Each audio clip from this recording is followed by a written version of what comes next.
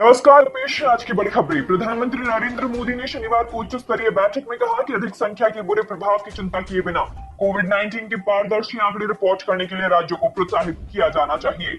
प्रधानमंत्री ने टेस्टिंग बढ़ाने के निर्देश दिए और कहा कि जिन जिलों में पॉजिटिविटी रेट ज्यादा है, वहां स्थानीय कंटेनमेंट की रणनीति अपनाने की जरूरत है। वित्त मंत्रालय ने कहा कि 28 मई 2021 को वित्त मंत्री निर्मला सीतारमण की अध्यक्षता में वीडियो कॉन्फ्रेंसिंग के जरिए जीएसटी परिषद की 43वीं बैठक होगी। वहीं बंगाल के वित्त मंत्री अमित मित्रा ने सीतारमण को लिखे पत्र में कहा, जीएसटी परिषद की हर तिमाही बैठक की व्यवस्था की गई है, लेकिन दुर्भाग्य से 2 बार इसका पालन नहीं हुआ। रेमडेसिविर इंजेक्शन की कालाबाजारी रोकने के लिए उत्तर प्रदेश के गाजियाबाद प्रशासन ने एक वेबसाइट लॉन्च की है। इस वेबसाइट पर जरूरी विवरण भरकर रजिस्ट्रेशन करने के बाद लोग रेमडेसिविर इंजेक्शन को स्वास्थ्य विभाग के जरिए प्राप्त कर सकेंगे। इसके अलावा वेबसाइट के जरिए लोग आवेदन को ट्रैक कर सकेंगे और उन्हें इंजेक्शन की उपलब्धता की जानकारी भी मिल सकेगी। उत्तर प्रदेश की जौनपुर पुलिस ने साइबर सेल को पाकिस्तानी महिलाओं की ईद की तस्वीरें प्रसारित करने वाले यूट्यूब चैनल लिबरल डोगे की सूचना देने और कानूनी कार्रवाई करने का निर्देश दिया है। तस्वीरों की स्ट्रीमिंग के समय कई पुरुष महिलाओं को रेटिंग देते दिखे और अश्लील कमेंट करते दिखे। बतौर रिपोर्ट्स, ये चैनल रितेश झा नामक शख्स चलाता है।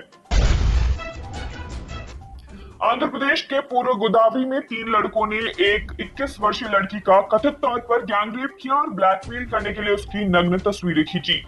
घटना 2 हफ्ते पहले की है, जब लड़की अपने एक पुरुष दोस्त के साथ एक समुद्र तट पर गई थी।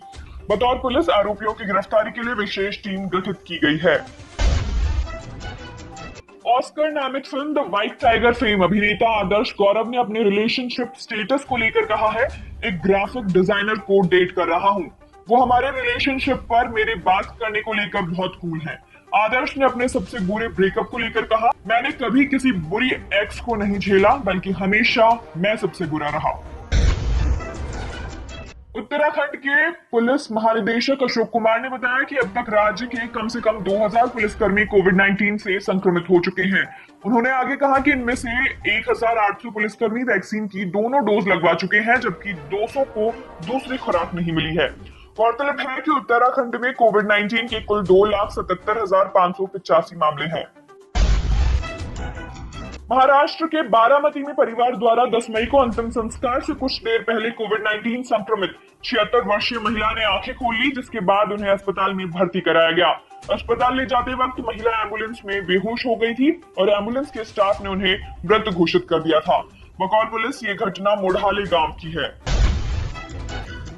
पाकिस्तानी तेज गेंदबाज वहाब रियाज ने कहा कि इंडियन प्रीमियर लीग शीर्ष अंतरराष्ट्रीय खिलाड़ी खेलने आते हैं और इसकी तुलना पाकिस्तान सुपर लीग से नहीं की जा सकती। उन्होंने आगे कहा, मुझे नहीं लगता कि कोई भी लीग आईपीएल की बराबरी कर सकती है।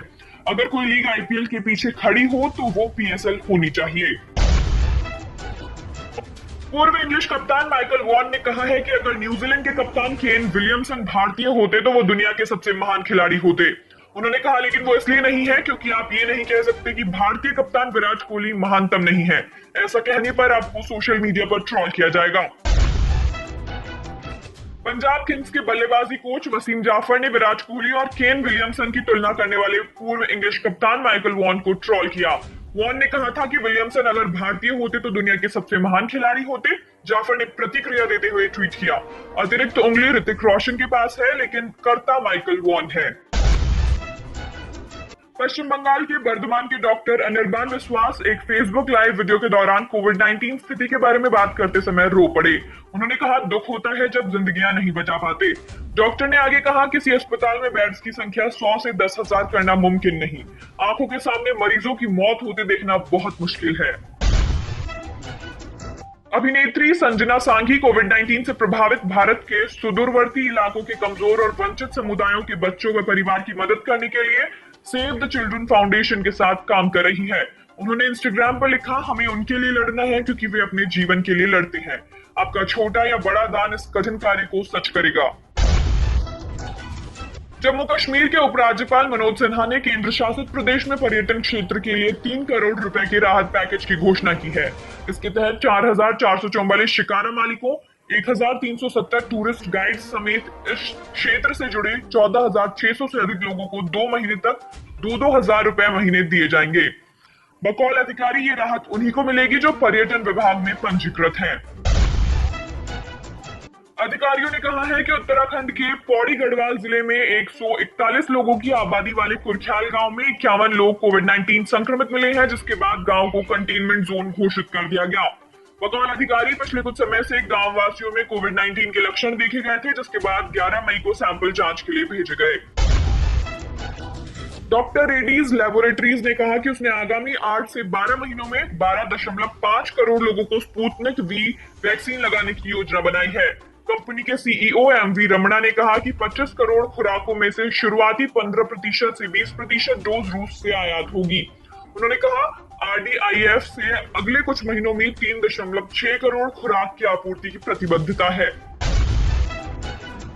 भारत में कोविड-19 की दूसरी लहर के बीच कजाकिस्तान ने 105 वेंटिलेटर, 7,50,000 मास्क व अन्य चिकित्सकीय उपकरण भेजकर मदद की है। भारतीय विदेश मंत्रालय के प्रवक्ता अरिंदम बागची ने ट्विटर पर खेप की तस्वीरें शेयर कर लिखा, भारत इस सहायता के लिए कजाकिस्तान का आभारी है।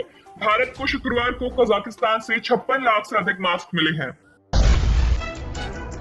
कोविड-19 संक्रमण का प्रसार रोकने के लिए आंध्र प्रदेश सरकार शनिवार से राज्य भर में बुखार की जांच के लिए डोर टू डोर सर्वे शुरू करेगी।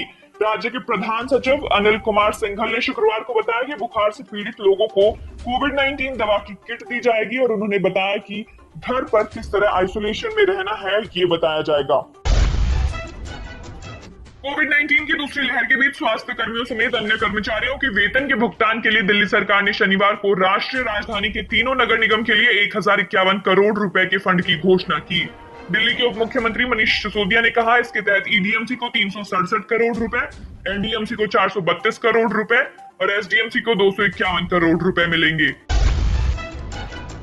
पंजाब में चुनाव रणनीतिकार प्रशांत किशोर व उनके सहयोगी बनकर ठगों ने आगामी विधानसभा चुनाव में टिकट दिलाने के नाम पर नेताओं से 5 करोड़ रुपए की धोखाधड़ी की है।